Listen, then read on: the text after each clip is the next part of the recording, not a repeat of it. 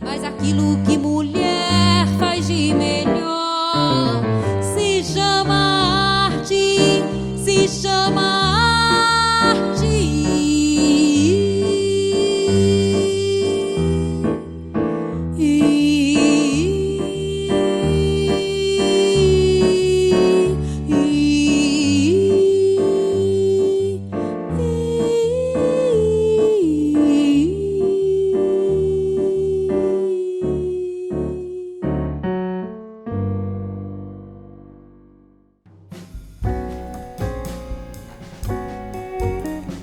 Bem-vindos à primeira aula do meu curso de corset, da modelagem à confecção.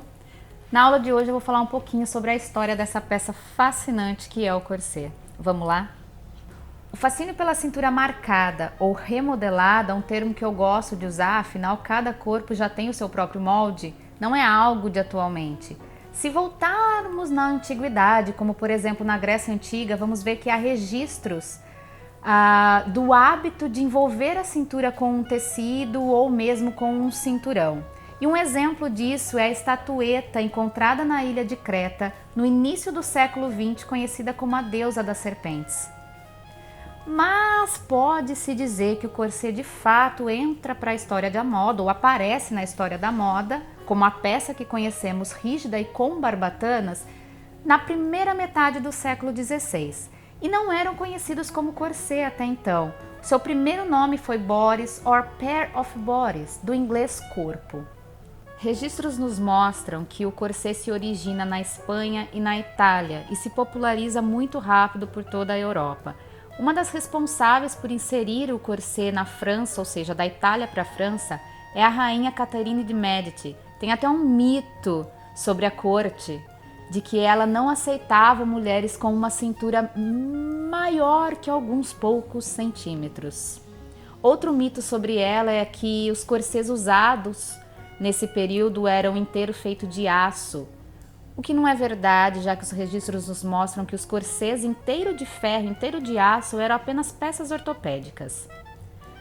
Em meados de 1680, esse pair of bodies passa a se chamar corps à baleine. Baleine. Realmente não sei como se pronuncia isso em francês, mas é algo como um corpo de barbatanas, isso na França.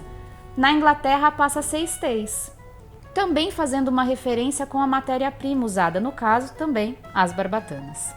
Essas peças eram confeccionadas com barbatanas de baleia, ossos ou hastes de madeira para dar a estrutura. Sua função principal no período era dar suporte aos seios e manter a postura. Esses stays or corps à baleine, ou mesmo ainda quando eram chamados de bodice ou pair of bodies, eles tinham um formato cônico, possuíam alças, terminavam em abas na altura da cintura, achatavam os seios e ao fazê-los empurrava para cima. Há poucas alterações nesses stays durante os séculos 16, 17 e 18. O que muda por vezes é a altura da cintura, que às vezes fica um pouco mais para cima e às vezes um pouco mais alongada, e mesmo os decotes de acordo com os vestidos do período. Temos como exemplo o século 18, os decotes bem mais baixos, o colo bem mais à mostra. Porém, o formato de cone invertido, ele permanece durante os 3 séculos. Quando amarrados na frente, essa peça por vezes possuía um stomacher para ajudar no suporte aos seios e manter essa parte da frente reta. Quando amarrado somente nas costas, a peça ganhava um busque, por vezes feito de madeira e que ficava entre os seios. A função dessa peça ainda não era manter uma cintura muito afunilada. Ao final do século XVIII, os corsets eles ficam mais curtos. E no início do século XIX há uma mudança radical na silhueta. Pós-Revolução Francesa, o corpo fica mais livre e os corsets desse período por vezes nem barbatanas tinham. Seu objetivo maior era dar suporte aos seios, mas agora sem achatá-los. Com a criação dos ilhosos de metal e do busque de metal no final da década de 1820, é possível ter uma pressão maior nesses corsets, ou seja, amarrá-los sem correr o risco de rasgar o tecido. Nesse momento da história, a cintura volta para o lugar E aí os corsês que conhecemos como corsês vitorianos, eles nascem. E a partir de agora a peça é chamada de corsê e sua atenção é voltada para a cintura, mais próximos dos corsês que conhecemos hoje. Primeiramente, esses corsês não eram muito longos. A crinolina usada por cima do corsê, por baixo da saia, não deixava aparente a barriguinha flácida por vezes que essas mulheres adquiriam pelo fato do uso constante do corsê sem exercício físico e uma gravidez atrás da outra. Porém, em meados de 1870, a silhueta muda e a parte da frente dos vestidos passa a ser mais colada, mais próxima do corpo.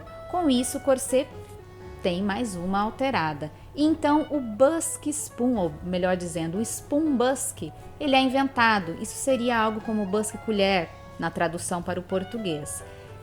Com esse nome porque ele é semelhante exatamente com isso, com uma colher. E a parte de baixo desse busk, com esse formato de colher, ele dá suporte a essa parte do corpo, a parte frontal, a barriguinha do baixo ventre.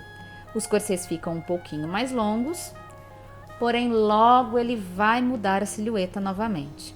No início do século XX, os corsês ficam ainda mais longos e a silhueta em S aparece, a silhueta eduardiana. Esse corsê era conhecido como corsê saudável porque foi criado e patenteado por uma médica. Porém, ao projetar os seios para frente e totalmente a parte do quadril para as costas, como vocês vão ver na imagem a seguir, isso não era muito saudável para as costas. Esses corsês eram bem longos e terminavam mais ou menos na altura do quadril. Com o início da Primeira Guerra Mundial, o aço se torna escasso e as mulheres passam a ocupar posições no mercado de trabalho. Com isso, o corsê cai em desuso. E essa silhueta ampulheta, ela vai voltar novamente somente nos anos de 1940, na década de 1940, quando Dior cria o New Look. Porém, não eram bem os corsês rígidos que conhecemos e algo como podemos chamar de uma cinta, algo modelador um pouco mais leve. E o corsê, de fato, ele aparece novamente em meados das décadas de 70 e 80, quando estilistas como Vivienne Westwood e Jean Paul Gaultier lançam nova tendência. Agora o corsê vem repaginado e aparece por fora da roupa.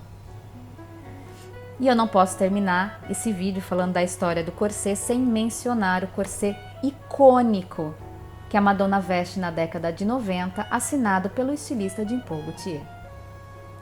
Essa é a história dessa peça maravilhosa que acompanha o guarda-roupa feminino até hoje, ou seja, podemos dizer que o corsê está no guarda-roupa feminino há mais de 4 séculos. Pode-se dizer que hoje existem 6 modelos de corsê, 6 modelos populares. Não acho que o corsê seja uma peça popular, mas o que os olhos estão acostumados a ver, ou que corsê makers fazem. O primeiro é o Stays, que é exatamente essa peça que eu estou vestindo, que é inspirada nos séculos 18, 17, 16, dependendo do seu formato e etc. Outro modelo seria o corsê overbust, que é aquele que fica em cima do busto. O corsê overbust com bojo, também cobrindo o busto, mas agora com um bojo pré-moldado aparente. O corsê underbust, que é aquele que fica embaixo do busto e ele pode contornar o busto fazendo um formato arredondado ou terminar reto. Depois temos o modelo waist cincher, também um modelo que fica abaixo do busto, mas dessa vez um pouquinho menor, algo como um cinturãozinho. E este modelo ele pode ser o waist cincher na vertical, ou, para falar do sexto modelo, o modelo ribbon corset, que seria o waist cincher com suas costuras na horizontal, com as barbatanas posicionadas apenas na lateral da cintura, na frente e nas costas do corsê. Essa foi a nossa primeira aula. Sejam muito bem-vindos. Te vejo na próxima aula. Mas aquilo que mulher